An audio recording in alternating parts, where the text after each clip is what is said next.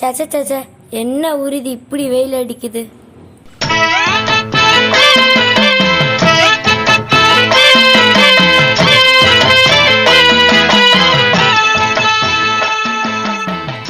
இந்த ஊர்ல மனுஷங்க எப்படிதான் இருக்காங்களோ.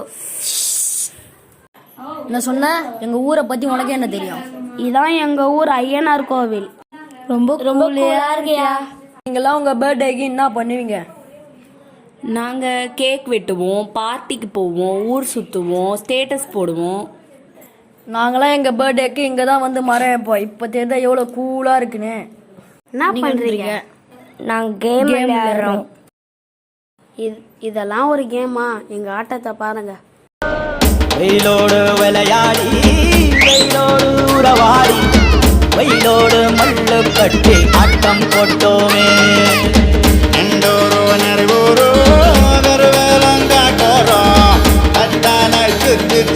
பட்டம் போட்டோமே.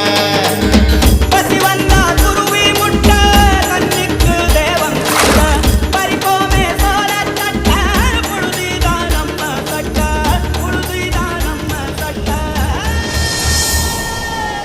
வெயிலோடு விளையாடி, வெயிலோடு சுத்தி பாருங்க. கண்ணு கெட்டுற தூரம் வரைக்கும் அப்படியே செழிப்பா இருக்குது.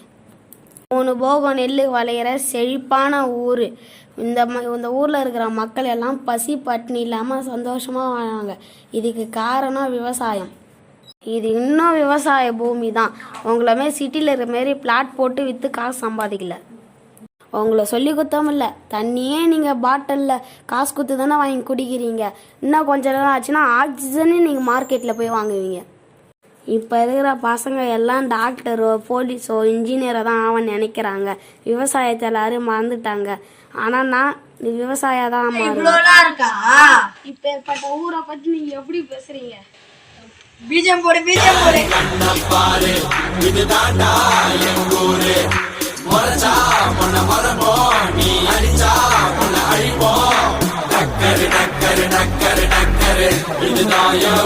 ஊரே.